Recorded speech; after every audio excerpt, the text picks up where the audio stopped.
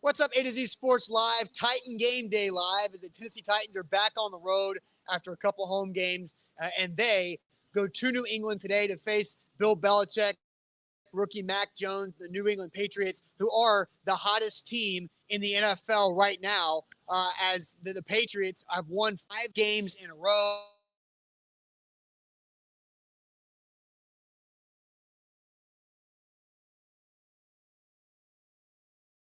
The Houston Texans. And so we are live here at Mill Creek Brewing Company, Austin Stanley, Zach Bingham, A to Z Sports, Titan Game Day Live. All of our Titan Game Day shows, the pregame, the halftime, the postgame show, are brought to you by NashvillePowersports.com. Nashville Power Sports is where to go for your brand new custom-made golf cart. Also, BetMGM. Download that BetMGM app. Use our code ATOZ Sports for risk-free bet up to $1,000 with your first bet and after your first deposit.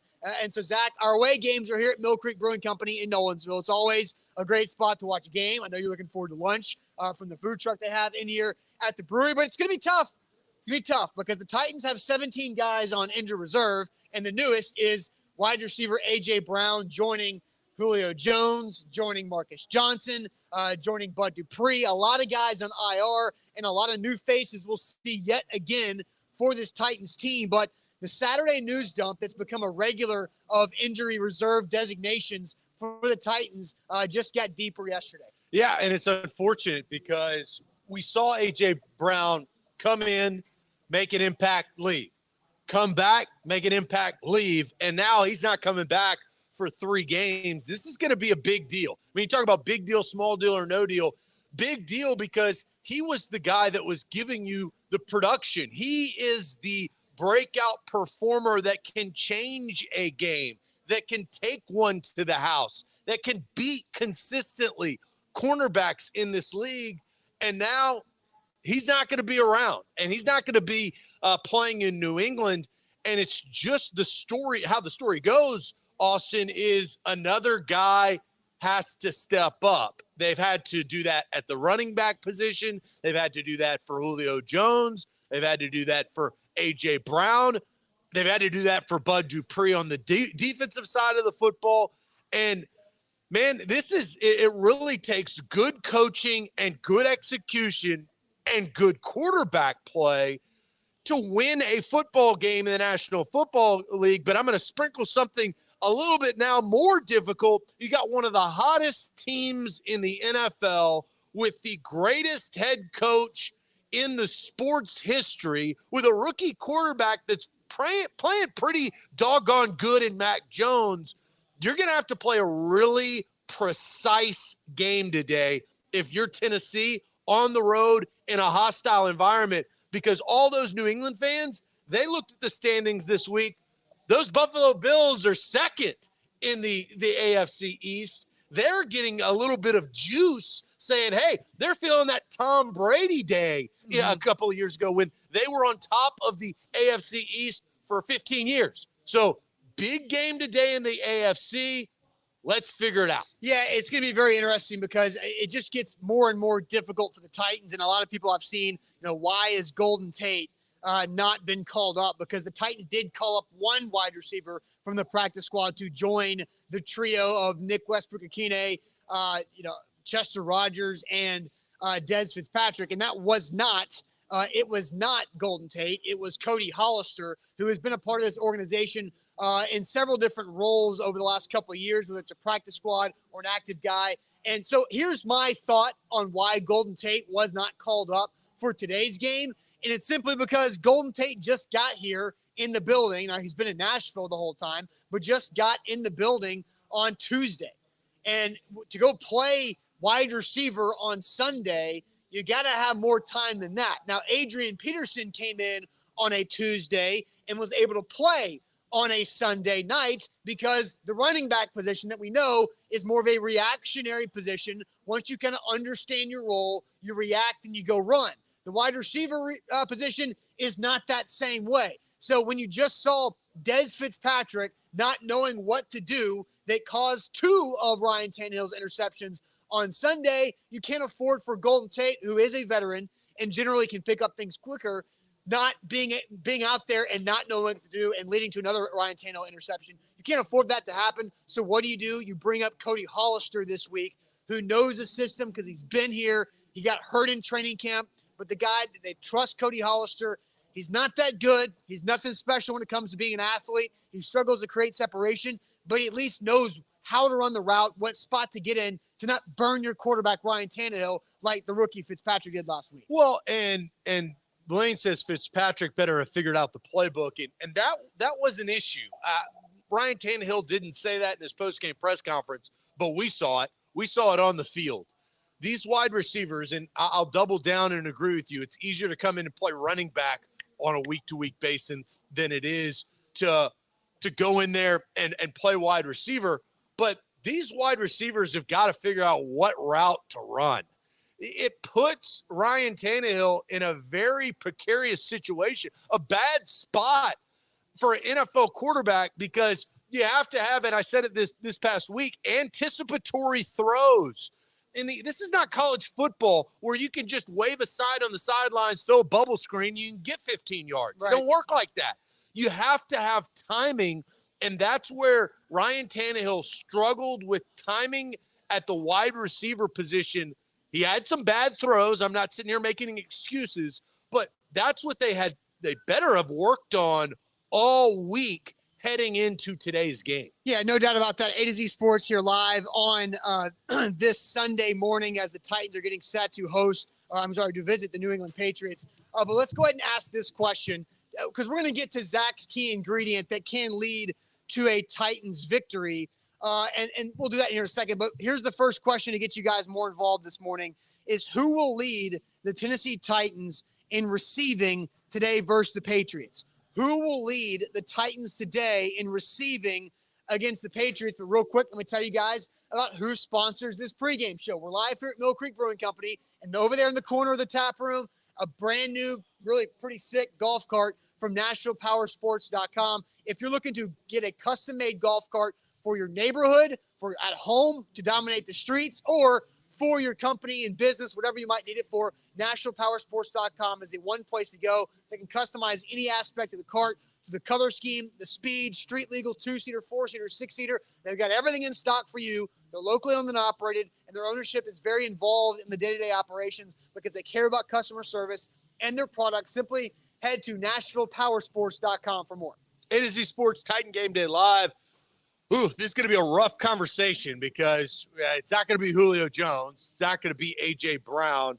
It's not going to be Jonnu Smith either. He's on the other side of the football in New England. It's going to have to be some lesser-known commodities that these are camp guys. I mean, that's what it is. These are the guys that are working hard and straining to make this football team in August into September, not giving you a ton of big-time minutes late November. I'll say this.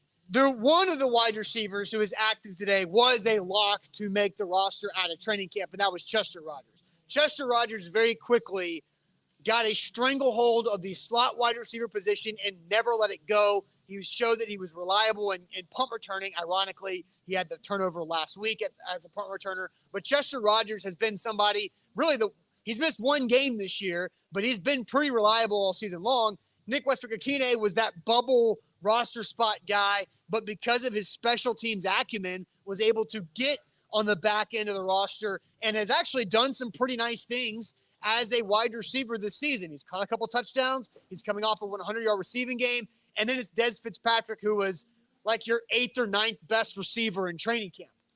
And now you're relying on him to play 60 snaps last week. And then Cody Hollister, who is somebody that just finds his way to stay on this roster, to stick around. He gets hurt in training camp, so they have to cut him then. But now he's back and he's healthy. And so you call him up and say, you know what to do? Pack your bags. You're going to New England.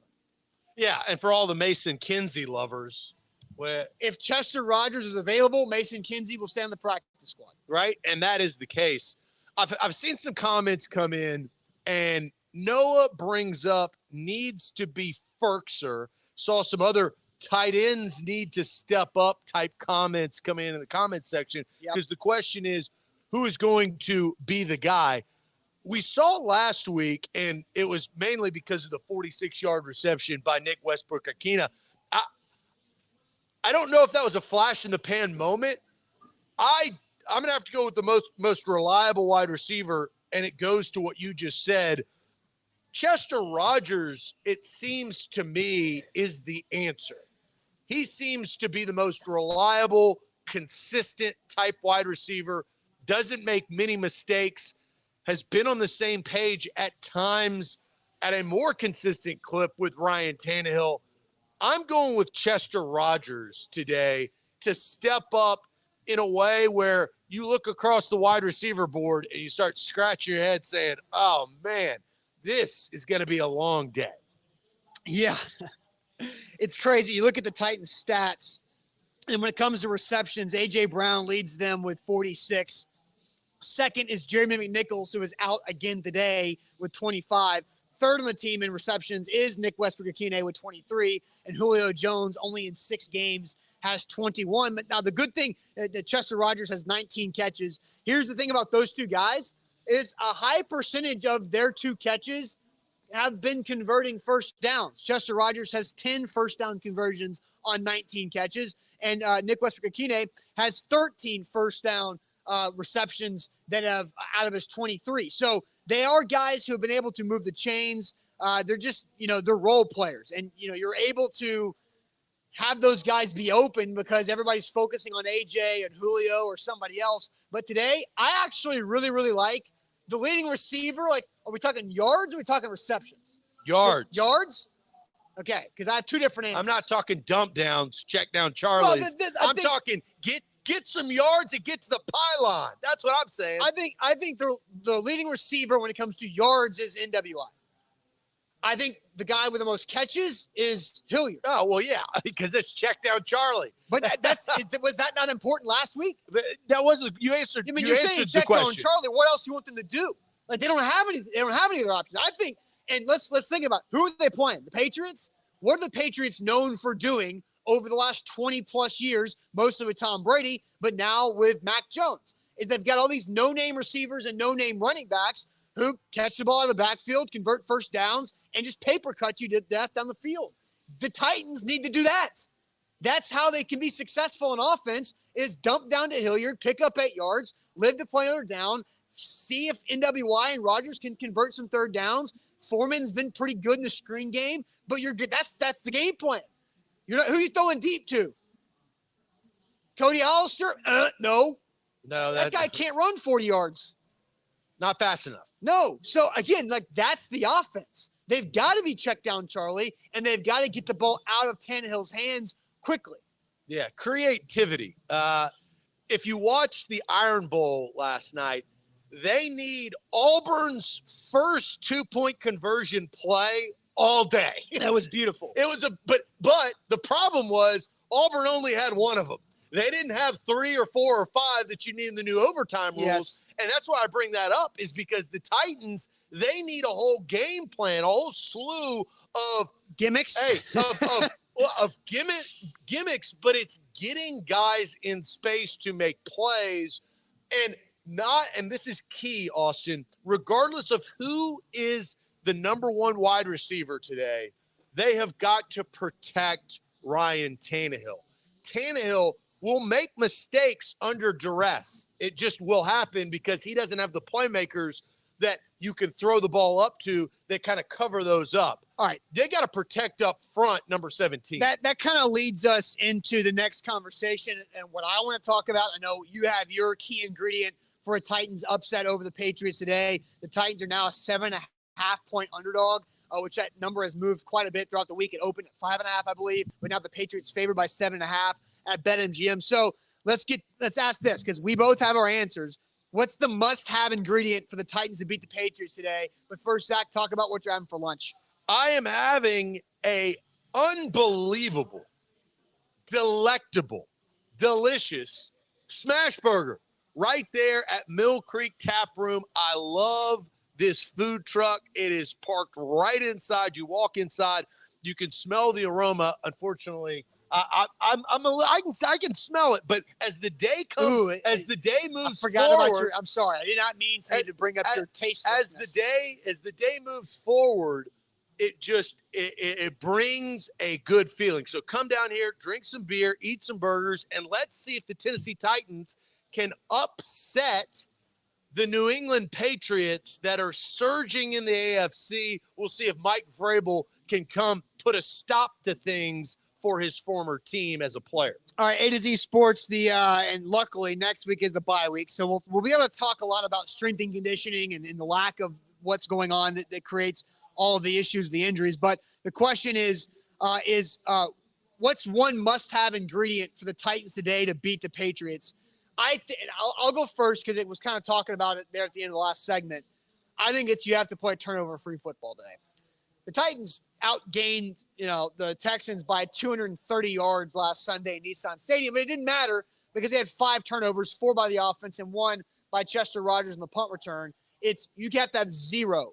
If you want to beat this Patriots team, 0 turnovers today, which means no interceptions, no boneheaded mistakes, no running the wrong route to leave your quarterback out to dry. It's no sack fumbles, none of that stuff. If you want to beat this team, 0 turnovers. And, it's going to be tough because Tannehill hasn't thrown to Cody Hollister for several months. Dez Fitzpatrick's still going to have to play a bunch of snaps. NWI and Chester Rogers, their snap count is elevated. You got Brewer in there for Nate Davis at right guard because he's out again with a concussion.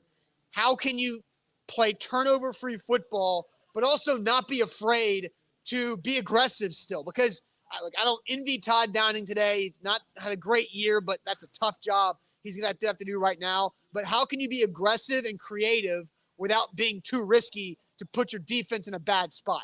Because the defense has been playing well, but when you give the ball inside your own 10-yard line twice, you're going to lose the game. And that's what happened last week versus the Texans. Yeah, and they can't play from behind because that puts them in passing situation, and that puts more pressure on these young guys that don't have a lot of experience. Right. I will say one positive on that, though, is they're coming off of a brutal game, right? Absolutely terrible. I think that to solve a problem, you have to realize what your problem is. And they had 4 quarters full of problems to realize what needs to be solved. I think attention to detail all week for those guys in the wide receiver room to say, be at your spot, right? It was more of a learning lesson. I think they can take some valuable time and have this week to not have history repeat itself another week. But Austin, my answer to this question, we've had some good ones.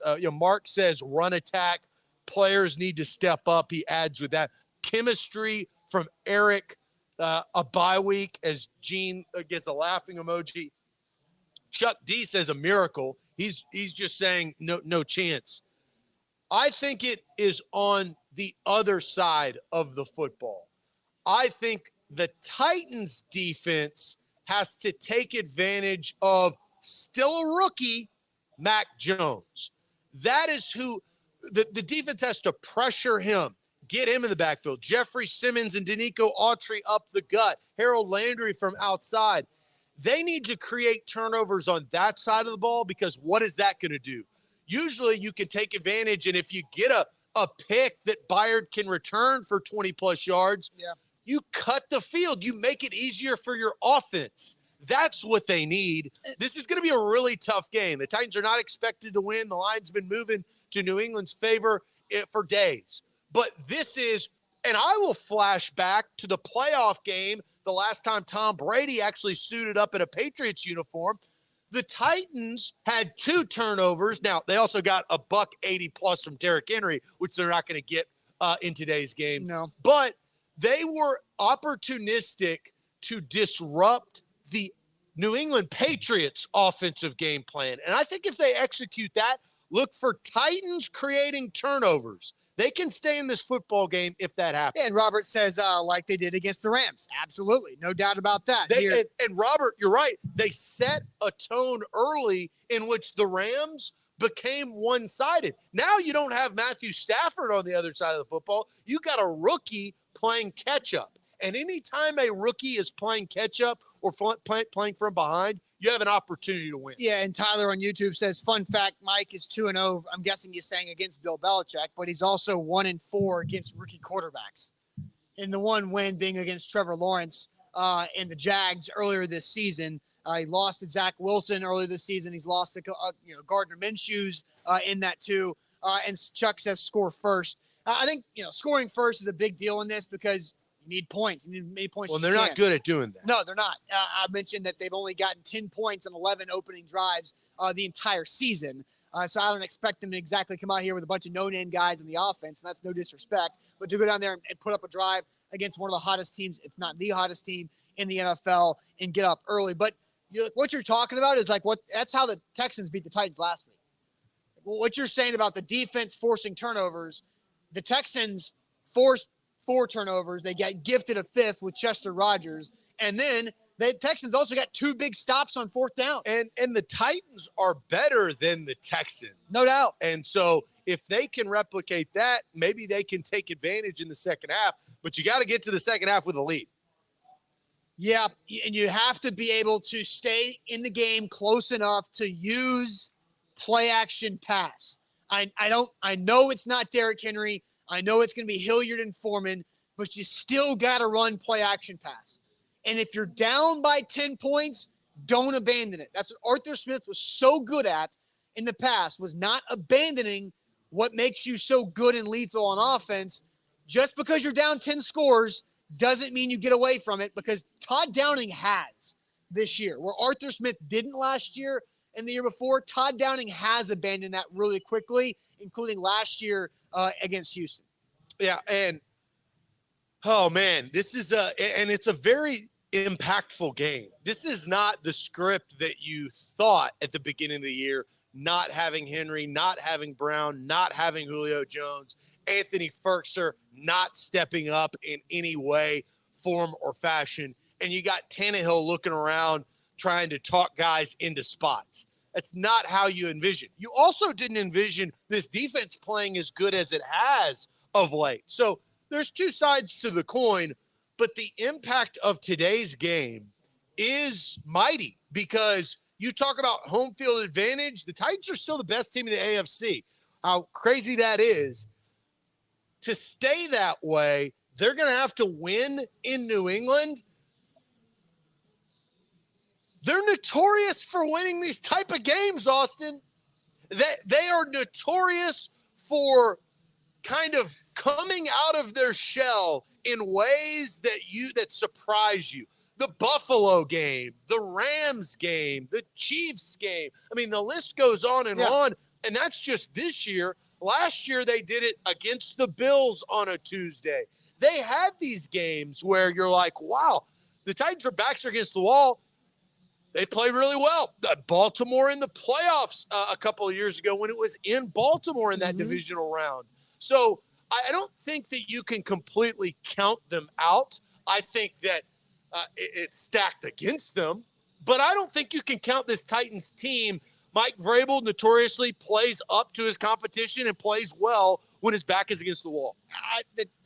I think I'm right with what I'm about to say. I think I'm right. I think the Titans are undefeated as underdogs this year. I think I'm correct on that. Now, Jack is here with us, helping out around the show, but they were underdogs in Seattle. They win. They were underdogs against the Bills. That's a win. Underdog against the Chiefs. They won that game. Were they favored against Arizona? The Titans were favored against Arizona by like 2.5. And then they were favored. They were underdogs on Halloween against the Colts by the time the kickoff happened. Yeah, they were. They were underdogs against the Rams. So that's 5. They're 5-0 as underdogs. It's a Mike Vrabel type and they mentality. are 7.5 point favorite dogs, 7.5 point dogs at New England today. So let's go ahead and get our predictions. Now that you know that, at BetMGM, it's Titans plus 7.5 against the Patriots. Let's get our predictions for this game real quick. Let me tell you guys about BetMGM. They are the king of sportsbooks. Download the app. Use our code ATOZ Sports. After that, make your first deposit, and your first bet is risk-free up to $1,000. Guys, the app is so much fun. Zach and I have been using that for almost a year now. BetMGM is great interactive, a lot of different things you can do it, a lot of different props, parlay options, boosts, specials, whatever it may be. And the Titans, again, undefeated as underdogs. Maybe a little money line sprinkle today. I don't know. I don't know if I'm going to have time to do it or not. But let's go ahead and get your predictions here. Don't forget, visit betmgm.com for terms and conditions. You must be 21 years or older. Must be present in Tennessee. For gambling problem support, call Tennessee Redline at 1-800-889-9789. What are the people saying as far as predictions for this game? Well, the people, as the Tennessee Titans just tweeted something out, an inspirational video with Kevin Byard rallying his team around him on the field. And there's two words that Byard is emphasizing: trust and believe. And that's really what has gotten the Titans this far so far, is their trust and their belief in themselves that it doesn't matter who is on the other side of the football. They can go win. They can make it happen regardless of the injuries, regardless of the people that doubt them. Austin, I think you changed my prediction with that bit of information. I was going to pick the New England Patriots to win. I was going to make it close. I don't think that the Titans will get blown out. So you do like Titans plus 7. Kind of like that. Yeah, I will not bet that. I'm staying away from it. But that's a personal thing. Okay. I'm flipping my prediction. I'm going 24-21. I think the Titans win by a field goal. Oh, God. I'm getting the Titans winning by a field goal. Oh, Randy. Maybe put it in the hands of Randy. He's been pretty reliable this year, which the Titans haven't had reliable kickers in some time. But Randy has been. I'll say 24-21. My overall prediction, the Tennessee Titans, a close game regardless. Either way I was going to pick. Titans win by 3 points today. Yeah, I don't like that. I just don't think that's realistic. Zach, this game's going to be ugly. This is the. You just don't want a 59-0. Here's my prediction: 30-13, Patriots.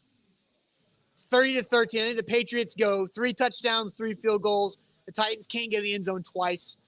30-13, Patriots. That's how I feel. I think the reason why the game is close is because Mac Jones makes some mistakes today. Whether they're a fumble, maybe look from a strip fumble by Mac Jones, an interception. But I think that's the only way it stays close, and I think that happens. I don't think it's close. Titans play up to the competition. They always do. I don't think it's close. I'm sorry. I don't think it's close. I think the Patriots run away with this thing. I just don't see the Titans offense being able to stay in this thing. And over time, like maybe the halftime it's close. But then I think the Patriots just kind of run away with it because the Titans offense won't be able to move the ball. Well, that's the best part. That's why they play the game. It's Sunday. It's got a full slate. Come out to Mill Creek Tap Room right here in Nolensville. Watch the game. Eat a smash burger. Eat some fries. They've got you covered. A great atmosphere right here in Nolensville for all the away games. Titans in Gillette Stadium. You've got Bill Belichick versus Mike Vrabel. Mike Vrabel going back to his old stomping grounds. I think this is a closer game than most think. All right, well, I disagree. We'll find out what it is at halftime. We'll be right back here on the same channels you're watching at halftime from Mill Creek Brewing Company. Thanks again to NashvillePowerSports.com for your custom golf cart. Check them out and BetMGM. We'll see you at half. Enjoy the first half. See you later.